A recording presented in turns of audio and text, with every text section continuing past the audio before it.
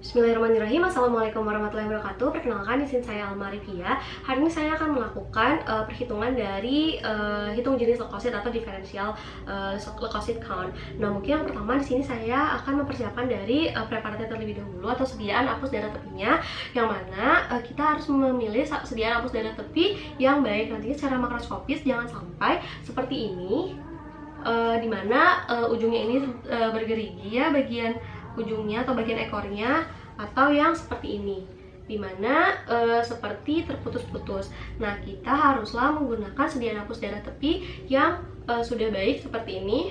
Nah, selanjutnya saya akan terlebih dahulu cuci tangan 7 langkah.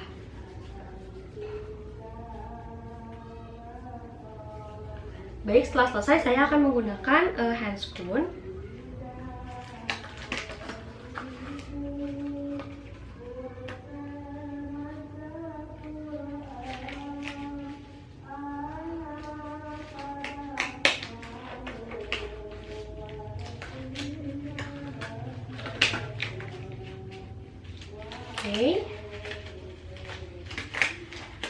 Oke, jika sudah selesai, di sini saya akan menunjukkan alat-alat yang saya gunakan.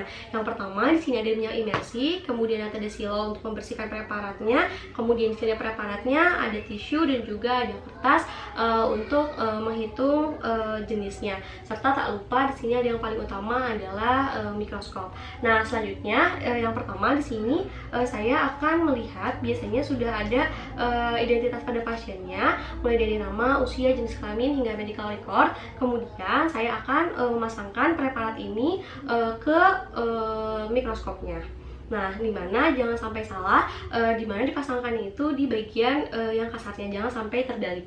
Oke, saya pasangkan. Kemudian ini pembesaran objektifnya, yaitu yang terendah 10 kali. Kita ubah ya. Oke, kemudian kondensornya itu di posisi paling bawah, paling rendah, dan diafragmanya itu tertutup. Kemudian nanti kita akan mengamati distribusi sel yang ada di objek, dan kita akan memilih area yang mana eritrositnya itu renggang-renggang. Jadi kita akan mendekati bagian ekor. Nah, ketika sudah ketemu areanya, kita akan melihatnya dari bagian atas ke bawah, kemudian nanti akan menuju ke atas, ke bawah lagi, seperti itu seterusnya. Nah, ketika kita sudah menemukan areanya, kita akan meneteskan minyak imersi di sini.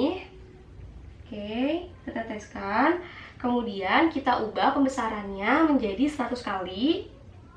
Kemudian kondensornya kita naikkan, dan diafragmanya kita buka. Kemudian diafragma dibuka ini agar cahaya yang masuknya akan lebih maksimum ya. Kemudian kita akan memindahkan slide-nya. Sembari itu kita akan mengidentifikasi dan mencatat dari leukosit apa yang kita temui, bisa itu basofil, eosinofil, neutrofil, segmen maupun batang, kemudian limfosit dan monosit. Kita akan menulisnya di lembar hasil pemeriksaan hitung jenis, dimana di sini sudah ada angka 10, 20 sampai dengan 100, yang kemudian nantinya kita akan menuliskan setiap kita menemukannya turus di kotak tersebut. Jika turus hanya 11, artinya akan pindah ke kotak 20, turus ke 31 akan pindah ke kotak yang 40, dan begitu seterusnya.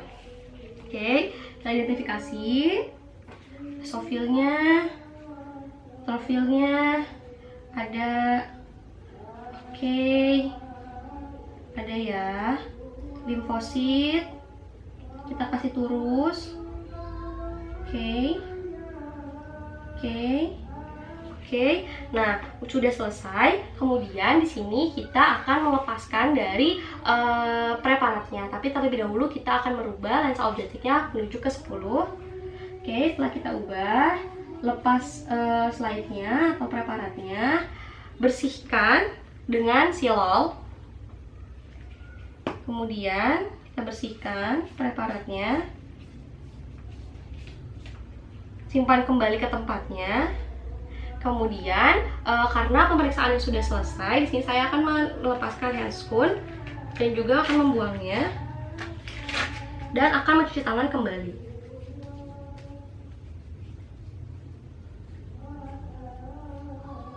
Baik, setelah selesai di sini kita akan menghitungnya dan menginterpretasikannya. Untuk basofilnya 1%, eosinofilnya 6%, neutrofil batangnya 7%, neutrofil segmennya 40%, limfositnya 47%, dan monositnya 2%. Nah, kemudian dari hasil ini kita interpretasikan yang mana di sini terlihat limfositnya meningkat atau dalam keadaan limfositosis. Nah, keadaan limfosit yang meningkat bisa diindikasikan sebagai adanya infeksi virus. Mungkin untuk proses perhitungan jenis leukosit telah selesai. Terima kasih dan alhamdulillah. Assalamualaikum warahmatullahi wabarakatuh.